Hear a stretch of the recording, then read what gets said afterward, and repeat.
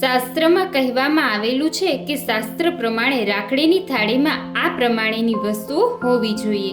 ભાઈ બહેનનો પ્રિય તહેવાર રક્ષાબંધનને હવે થોડા જ દિવસ બાકી છે.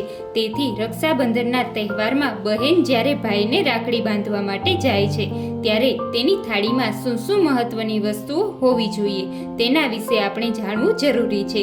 જો કે મોટા ભાગની બહેનો પહેલેથી જ થાળી તૈયાર કરી લેતી હોય છે. આ દિવસે બહેનો સવારે પૂજાની થાળીની તૈયાર કરતી વખતે જ્યોતિષ શાસ્ત્ર પ્રમાણે બહેનો થાળી સજાવે છે. તો પહેલાં આ વાત ખાસ જાણી લેવી જોઈએ. તો મિત્રો, આજનો વિડીયો દરેક બહેનો માટે ખૂબ જ ખાસ રહેવાનો છે. તો વિડીયો અંત સુધી જુઓ, અને જો તમે અમારી ચેનલમાં નવા હોય તો ચેનલને સબસ્ક્રાઇબ કરી બેલ આઇકન દબાવી દેજો, જેથી આવનારા બધા જ વિડીયોની અપડેટ મળતી રહે. શાસ્ત્ર પ્રમાણે થાળીમાં ચંદન, ચોખા, નાળિયેર, રાખડી, મીઠાઈ, ઘીનો દીવો અને કળશ રાખવા જોઈએ. આ દરેક વસ્તુઓની સાથે એક વિશેષતા જોડાયેલી છે. હિન્દુ ધર્મમાં ચંદનને ખૂબ જ શુભ માનવામાં આવે છે. તેનો ઉપયોગ પૂજા પાઠમાં કરવામાં આવે છે. તેથી રક્ષાબંધનની થાળીમાં ચંદન રાખવું ખૂબ જ શુભ માનવામાં આવે છે.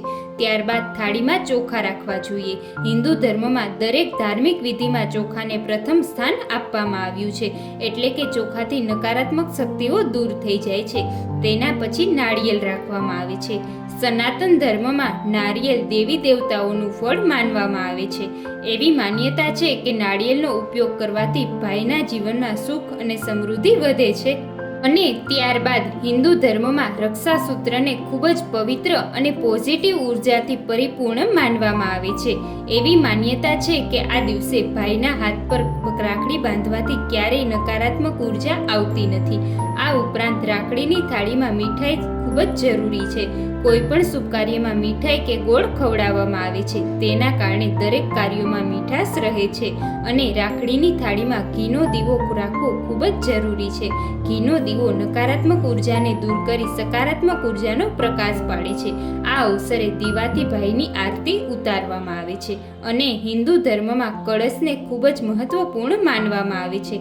રાખડીની થાળીમાં કે તાંબાના કળશ રાખવો જોઈએ. આ સાથે તાંબાના લોટામાં જળ અને ચંદન રાખવામાં આવે છે. તેનાથી દેવી દેવતાના આશીર્વાદ મળી રહે છે. મિત્રો, આવી રીતે શાસ્ત્ર પ્રમાણે રાખડીની થાળીમાં વસ્તુઓ રાખવી ખૂબ જ શુભ માનવામાં આવે છે. તો આ રક્ષાબંધનને ખૂબ જ સુંદર રીતે ઉજવજો. અને અમારો એક જ પ્રાર્થના છે કે આ રક્ષાબંધન દરેક ભાઈ બહેન માટે યાદગાર બની જાય. માટે દરેક ભાઈને વિનંતી કે એની બહેનને આ વિડીયો જરૂરથી મોકલજો. અને મિત્રો, આવા જ અવનવા ધાર્મિક અને શાસ્ત્ર સંબંધિત વિડીયોની જાણકારી માટે અમારી ચેનલને સબસ્ક્રાઇબ કરો. ધન્યવાદ.